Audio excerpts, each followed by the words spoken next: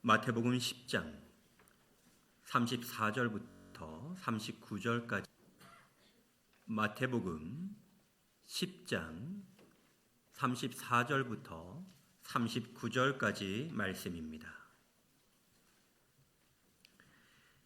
내가 세상에 화평을 주러 온 줄로 생각하지 말라.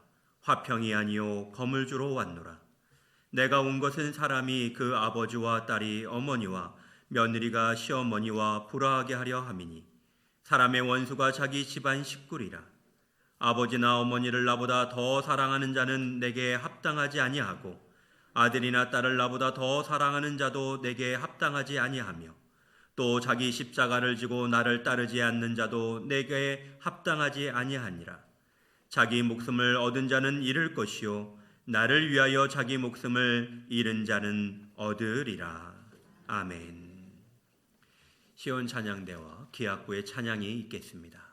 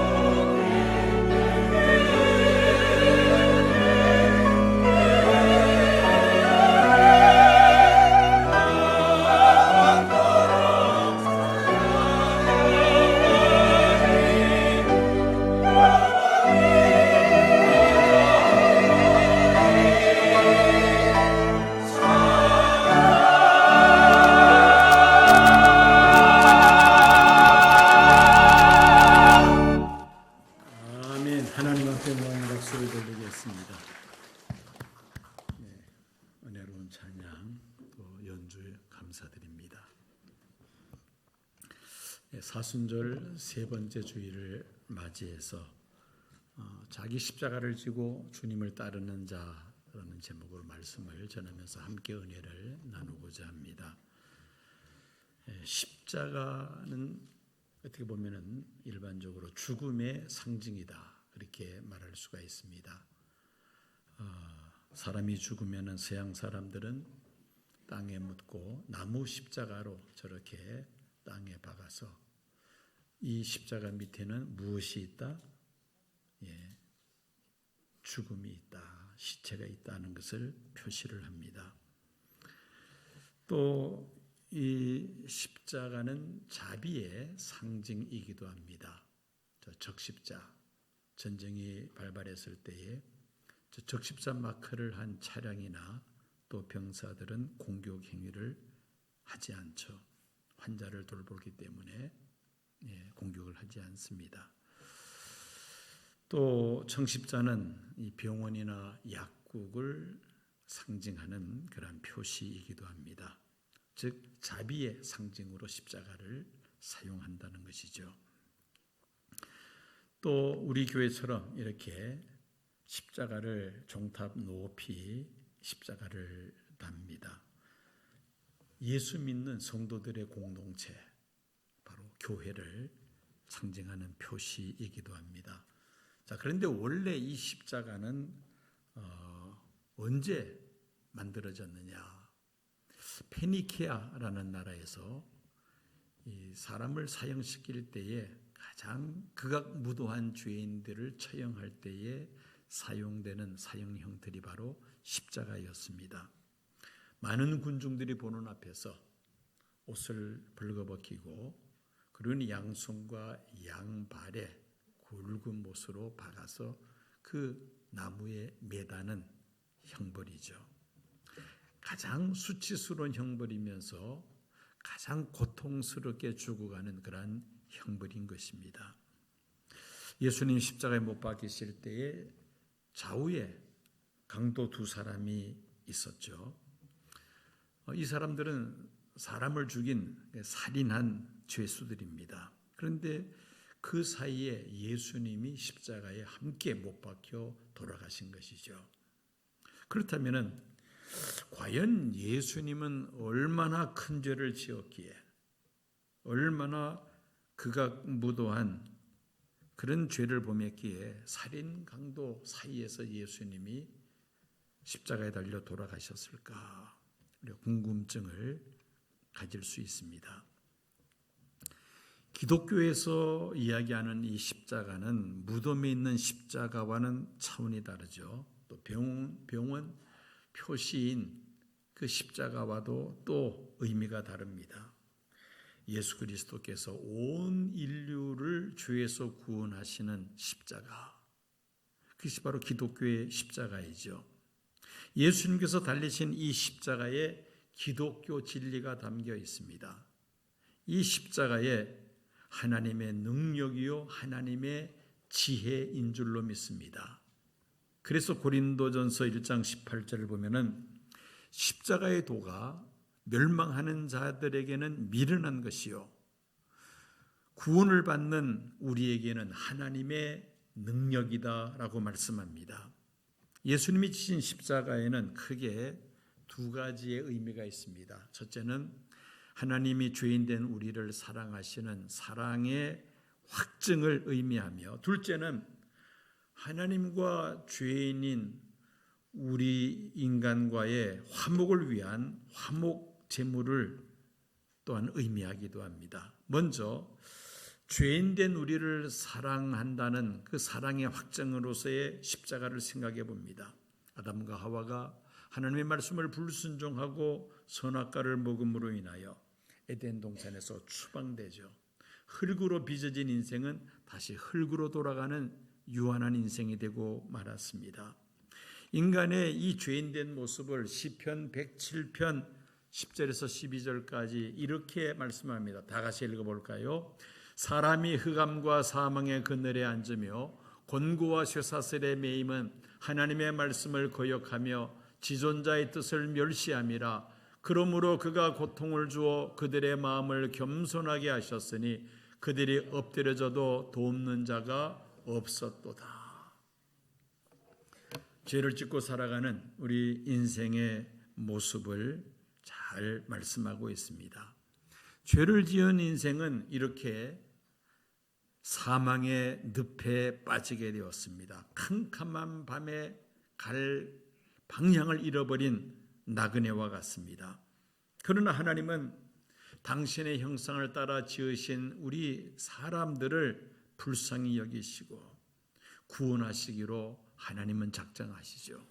하나님의 독생자 예수 그리스도를 이 세상에 보내시기로 작정하신 것입니다. 그 메시아, 그 그리스도가 바로 예수님이시죠. 요한복음 3장 16절 17절 말씀을 다 같이 읽습니다. 하나님이 세상을 이처럼 사랑하사 독생자를 주셨으니 이는 그를 믿는 자마다 멸망하지 않고 영생을 얻게 하려 하심이라. 하나님이 그 아들을 세상에 보내신 것은 세상을 심판하려 하심이 아니요 그로 말미암아 세상이 구원을 받게 하려 하심이니라. 아멘. 한 젊은이가 날카로운 칼을 들고 동네 한복판에 서서 소리 지릅니다. 나는 5분 이내로 신이 존재하지 않는다는 것을 여러분들에게 증명해 보이겠습니다. 그러면서 큰 소리를 지릅니다. 많은 사람들이 이제 몰려듭니다. 이 젊은이는 그 칼로 하늘을 향하여 내지르면서 하는 말이 신이 만일 있다면 5분 내로 이 칼로 나를 죽여보시오. 당신께 도전하는 이 나쁜 놈을 죽일 수 있다면 당신은 살아있는 분이요. 그러면서 이제 하늘을 향하여 소리를 지릅니다. 그리고는 5분 이제 카운트다운을 시작을 합니다. 5분 해야 뭐 잠깐 지나가는 시간 아닙니까? 그런데 그 5분 동안에 아무런 일도 일어나지 않습니다. 그는 큰 소리로 외칩니다. 보십시오. 신은 존재하지 않습니다. 아무런 일도 없지 않았습니까? 사람들이 그렇게 생각할 따름입니다. 나같이 악한 사람을 벌할 수 없다면 그 신은 신이 아니요. 또 악한 사람을 심판할 줄도 모르는 신이라면 혹시 있다 할지라도 무슨 유익이 있겠습니까? 그러면서 외쳐댑니다. 그러자 그 마을에서 신앙생활을 열심히 하는 한 할머니가 이 젊은이 손에서 칼을 빼앗습니다. 그리고는 그 젊은이에게 묻습니다. 자녀가 있느냐고. 했더니만은 이 젊은이는 귀여운 아들 하나가 있습니다 라고 대답을 합니다. 그러자 할머니가 이 젊은이에게 말합니다. 그렇다면은 당신의 그 사랑스러운 아들이 칼을 들고 나를 죽여달라고 하면은 당신은 그 아들을 죽일 수 있겠소? 그러니까 이 젊은이가 대답하는 말이 그런 소리가 어디 있습니까? 사랑스럽고 귀여운 아들을 어떻게 죽일 수 있다는 말입니까? 그때 할머니는 이 젊은이 손을 붙들고는 이렇게 말합니다. 하나님이 바로 그런 분이셔. 하나님은 어떤 죄인, 어떤 악한 사람이라도 구원받기를 원하시는 분이야. 당신같이 그렇게 신에게 대적을 한다 할지라도 하나님은 당신이 하나님 앞에 회개하고 구원받기를 원하시는 분이셔. 지금까지도 하나님은 당신을 참고 기다리고 계시는 거야. 그렇게 이 젊은이를 설득했다는 것입니다. 하나님이 하나밖에 없는 독생자 예수님을 세상에 보내신 것은 저와 여러분들을 죄 가운데서 구원하시기 위함인 줄로 믿습니다. 우리가 회개하고 그리고 복음을 믿고 구원받게 하기 위함인 줄로 믿습니다. 그래서 예수님 말씀하시기를 나는 의인을 부르러 온 것이 아니라 죄인을 부르기 위해서 왔다고 말씀하셨습니다. 회개하라 천국에 가까웠느니라. 이것이 바로 예수님 3년 공생애에서 입을 열어 가장 먼저 외치신 말씀이었던 것입니다. 이처럼 십자가는 하나님께서 우리의 모든 죄와 허물을 용서하시는 하나님의 사랑의 확증이라는 것입니다. 두 번째로 십자가는 하나님과 우리와의 화목을 위한 화목 제물이라는 중요한 의미가 있습니다. 아담과 하와가 하나님의 말씀을 불순종하는 죄를 범하고 난 다음에 가장 먼저 나타난 행동이 하나님을 피하는 것이었습니다. 하나님을 피하여 나무 그늘 뒤로 숨었습니다. 죄의 담이 하나님과 인간 사이를 완전히 가로막아버리고 말았습니다. 그런데 예수님께서 십자가에 달려 다 이루었다고 말씀하시고 운명하실 때에 그 당시 예루살렘 성전 안에서는 놀라운 일이 일어납니다. 예루살렘 성전 안은 성소와 지성소로 구분이 되어 있는데 성소는 제사장들이 들어가서 제사 지내는 곳이고 그 안에 있는 지성소는 대제사장이 1년에 한 번 온 이스라엘 백성들의 죄를 사하기 위하여 제사 드리는 장소가 바로 이 지성소입니다. 성소와 지성소 사이를 가로막는 휘장이 있었는데 예수님 십자가에 달려 다 이루셨다 말씀하시고 그리고 운명하실 때에 이 휘장이 위에서 아래로 찢어졌다는 것입니다. 갈라졌다는 것이죠. 휘장이 위에서 아래로 찢어졌다는 것은 이제는 예수를 믿기만 하면은 누구든지 하나님께로 나아갈 수 있는 길이 활짝 열렸음을 의미합니다. 이 전만 하더라도 예수님 십자가에 달려 돌아가시기 전만 하더라도 이스라엘 백성들이 하나님 앞에 제사를 드리려고 하면은 제사장을 통해서 하나님 앞에 제물을 바쳤습니다. 그런데 이제는 제사장이 필요 없다는 겁니다. 예수님 십자가의 피로 우리는 하나님 앞에 누구든지 담대히 나아갈 수 있는 길이 활짝 열려졌습니다. 즉 하나님과 범죄한 인간 사이에 화목케 하는 화목제물이 바로 십자가라는 것입니다. 욥기 22장 21절 보면은 너는 하나님과 화목하고 평안하라 그리하면 복이 내게 임하리라 말씀하고 있습니다. 범죄한 인생이 하나님과 화목할 수 있는 유일한 방법은 예수님의 십자가인 줄로 믿습니다. 예수님께서 진 십자가는 예수님 자신을 위한 십자가가 아니었습니다.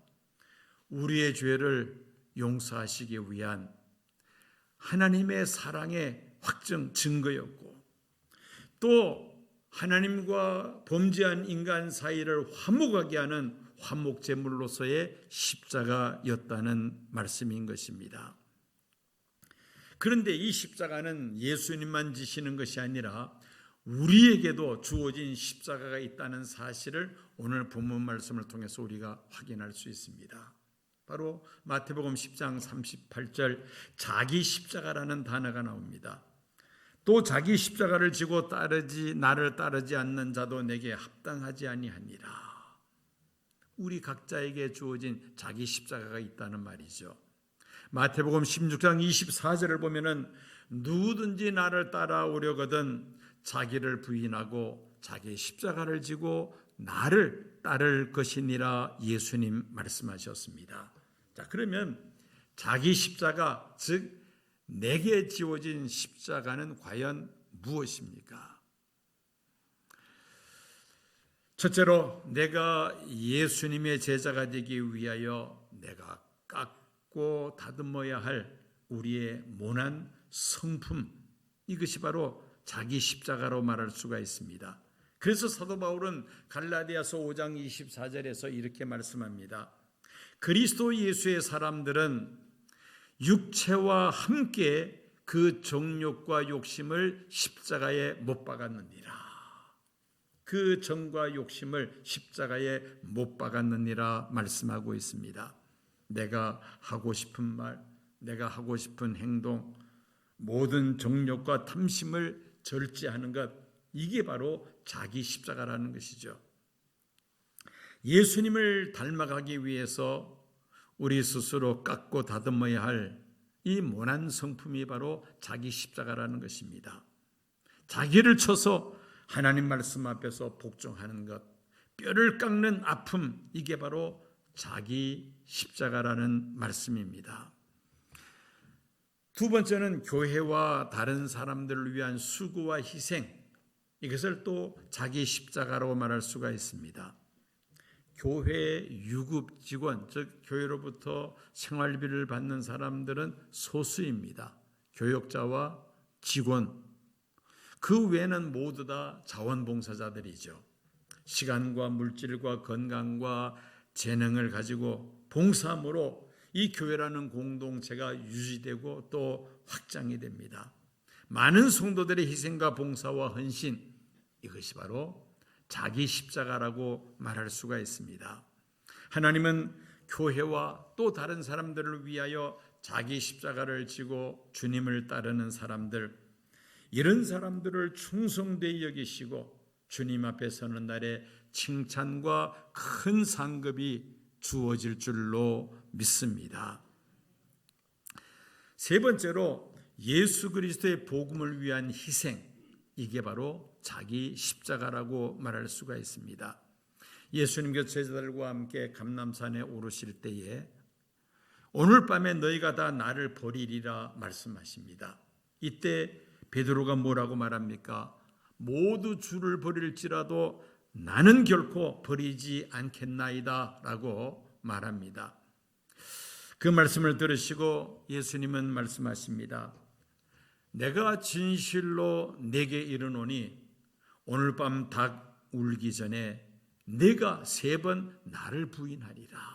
베드로에게 예언하시죠. 이때 베드로가 또다시 예수님께 혼장담을 합니다.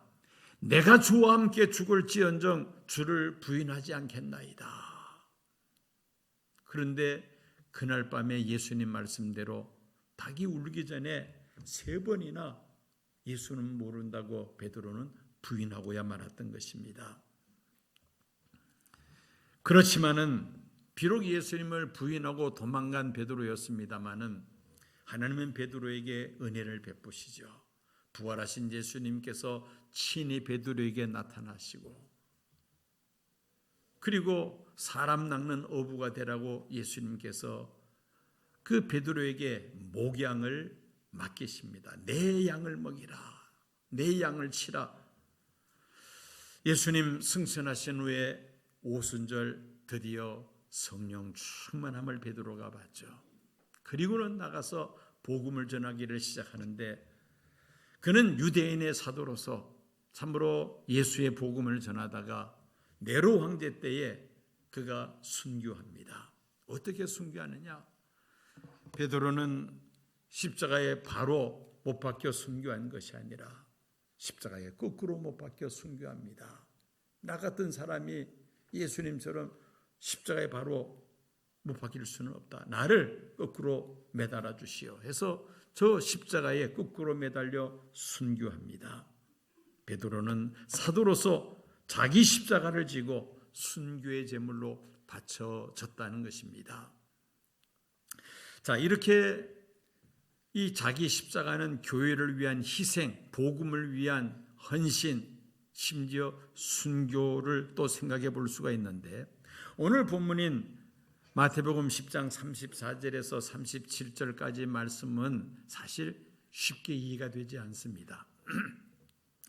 특별히 36절 보면은 사람의 원수가 자기 집안 식구리라.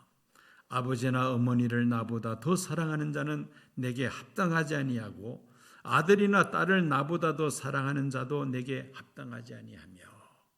이 말씀이 사실 선뜻 이해가 되지 않습니다.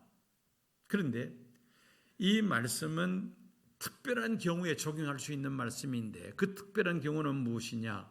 순교할 때입니다. 순교해야 할 시간에 가족들 때문에 포기하는 사람들이 있습니다. 아내가 과부가 될 것을 염려하고 아이들이 고아가 될 것을 염려하니까 그만 순교를 해야 할 그 결정적인 순간에 배도하는 사람이 있습니다. 타협하는 사람들이 있다는 것이죠. 그래서 본문에 가족이 원수가 될 때가 있다라고 말씀한 것입니다. 순교해야 할 상황에서 사랑해야 할 아내와 또 아이들이 있고 효도해야 할 부모가 있어서 그만 결심하지 못할 때에 그 사랑하는 가족이 원수가 될 수도 있다는 것입니다. 이런 일들 때문에 십자가를 지지 못한다면은 그만 하나님 앞에서 부끄러운 삶이 되고야 맙니다.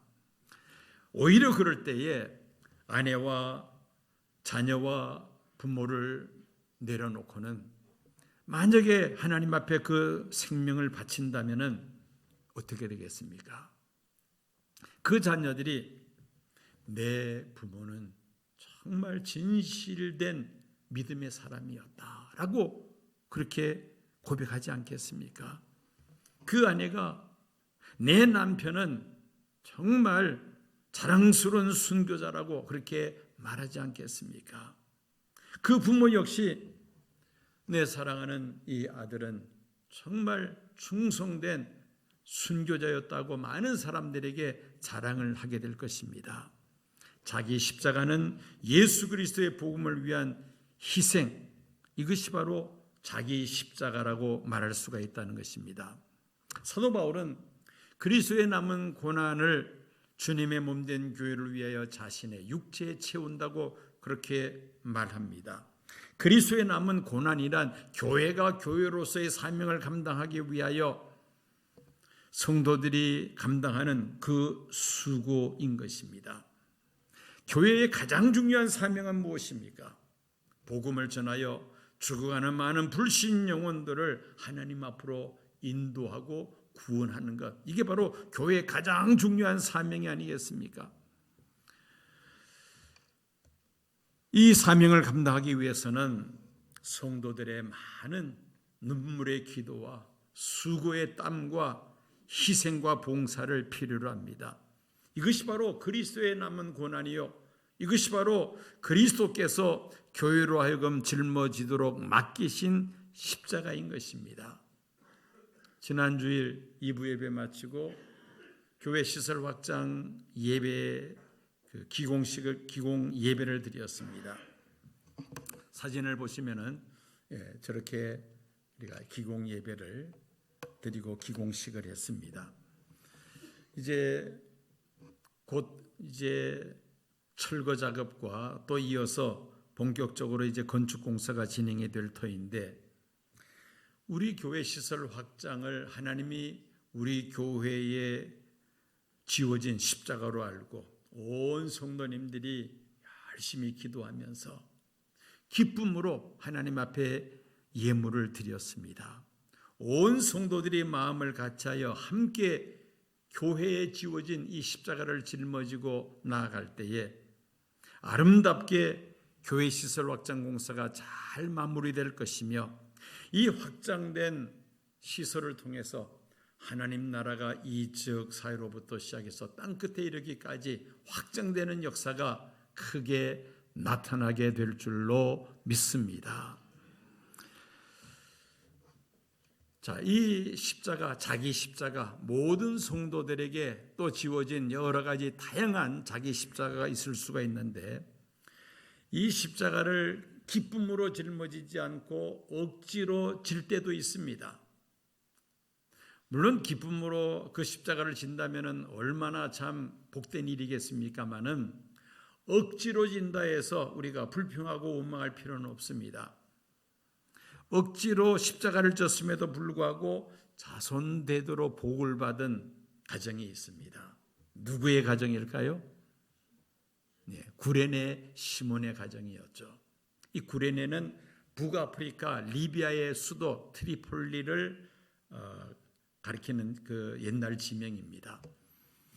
이 북아프리카 사람이었던 구레네 시몬이 그 6월절에 예루살렘을 방문했다가 예수님 십자가 지시고 가는 그 모습을 보게 됩니다.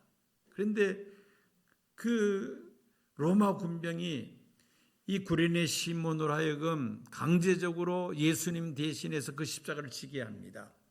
예수님이 워낙 힘들어서 그 십자가를 지고 가시다가 18번이나 쓰러지십니다. 그 쓰러질 때에 도저히 안 되겠다 싶어서 구경하고 있던 구레네 시몬에게 억지로 그 십자가를 지게 한 것이죠. 그런데 참 놀라운 것은 성경을 보면 후에 이 구레네 시몬이 어떤 사람이 되느냐, 안디옥 교회의 지도자가 됩니다. 사도 바울은 이 시몬의 아내를 자기 어머니처럼 섬겼다고 로마서 16장에서 말씀하고 있습니다. 이 구레네 시몬의 두 아들 알렉산더와 루포는 바울의 좋은 동력자가 되었으며 로마 교회의 지도자로 교회를 섬겼습니다. 얼마나 영광스러운 일입니까? 기쁨으로 진 것이 아니라 억지로 십자가를 졌음에도 불구하고 이런 큰 은혜와 복을 받을 수 있었다는 것이죠. 그런데 그뿐만이 아닙니다. 놀라운 것은 전승에 의하면은, 전승이라는 것은 사람 입에서 입으로 전해져 내려오는 이야기라는 겁니다. 전승에 의하면은 그 유명한 로마의 콘스탄틴 황제가 이 구레네 시몬의 12대 자손이라는 겁니다. 유대 역사가 유세비우스에 의하면은 이 콘스탄틴이 주 313년에 기독교를 로마 국교로 공인하죠.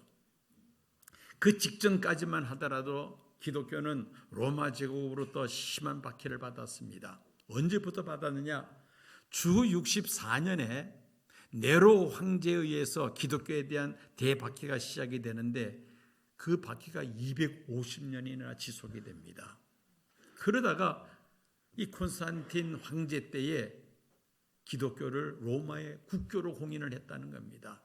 밀라노 칙령을 통해서 이제는 기독교를 로마의 국교로 공인을 하게 되었다는 겁니다. 지하에 숨어있던 교회들이 지상으로 다 올라오게 되죠. 그러면서 교회의 시대가 꽃을 피우게 됩니다. 자, 여러분, 억지로 십자가를 졌는데 그것도 이렇게 큰 은혜와 복이 주어졌다면 기쁨으로 십자가를 짊어지면 얼마나 더 큰 축복을 우리가 하나님께로부터 받을 수 있겠습니까? 도철담배가 거센 풍랑을 만나 파선할 지경에 이르면 선원들은 바다로 뛰어듭니다. 살려고.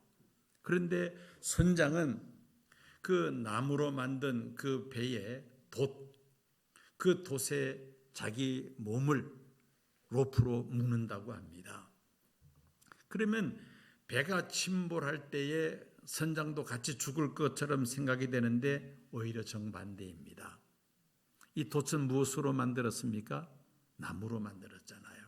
나무는 물에 가라앉습니까? 뜹니까? 물 위에 뜨게 되어 있습니다. 그 돛에다가 자기 몸을 묶으면은 배가 침몰할 때 함께 죽을 것처럼 생각이 되는데 오히려 산다는 것입니다. 죽고자 하는 자는 살게 될 것이다. 십자가를 지지 않으면은 내가 살 것이라 생각되는데 오히려 죽게 될 것이고, 십자가를 지면 내가 죽을 것 같았는데 오히려 살게 된다는 역설적 진리라는 것입니다. 십자가를 지고 예수님을 따르라고 하면 적지 않은 성도들은 십자가를 벗어버리고 십자가를 피하려고 합니다. 왜냐하면 십자가 때문에 도저히 내가 살 수 없다고 그렇게 부담을 갖기 때문이죠. 십자가를 지면 내가 죽을 것처럼 생각이 되지만 오히려 정반대로 십자가가 나를 살리는 줄로 믿습니다. 여러분, 하나님께서 우리 각자에게 여러 가지 유형의 십자가를 주셨습니다. 아까 말씀드린 대로 모난 성품이 자기 십자가가 될 수도 있고요. 또 선천적으로 타고난 약한 몸, 또 또 병든 몸이 자기 십자가가 될 수도 있습니다. 여러 가지 환경상 어려운 그런 환경 속에 살아가는 사람들 역시 자기 십자가가 될 수가 있죠. 그런데 이 십자가를 짊어지고 우리가 믿음으로 살려고 힘쓸 때에 그 십자가가 나를 살린다는 것을 우리가 결코 잊어서는 안 될 줄로 믿습니다. 문제는 이 십자가를 짊어지는데 내 힘과 내 의지만 가지고서는 이게 힘들다는 것입니다. 짊어지고 가기가 쉽지 않다는 것이죠. 기도하며 위로부터 하나님의 능력을 힘입어야만 합니다. 여러분, 예수님도 십자가를 지시기 전날 밤에 겟세마네 동산에 올라가서 뭘 하셨습니까? 기도하셨습니다. 밤이 맞도록 땀방울이 핏방울이 되도록 간절하게 하나님 앞에 기도했다는 겁니다. 성경을 보면은 천사가 예수님을 기도를 도왔다고 기록하고 있지 않습니까? 하나님의 그런 능력을 힘입고 난 다음에 그 다음에 예수님이 십자가를 지셨습니다. 하물며 우리는 더 기도해야만 합니다. 정말 내가 하나님이 나에게 맡기신 십자가를 짊어지고 주님을 따르겠다고 그렇게 결심한다면은 하나님 앞에 기도하며 하나님의 은혜를 구하고 능력을 힘입어야 할 줄로 믿습니다. 사순절을 맞이하여 예수님께서 지신 그 십자가에 우리가 깊이 감사 감격하며 또 나에게 지어준 그런 십자가가 있다면은 우리가 억지로 이 십자가를 지고 가는 것이 아니라 기쁨으로 지고 가는데 하나님이 주시는 은혜와 능력을 힘입어서 이 십자가를 짊어지고 주님을 따를 때에 하나님께서 위로와 큰 상급을 베푸실 줄로 믿습니다. 우리 함께 말씀을 기억하시며 찬송가 341장 함께 부르시겠습니다.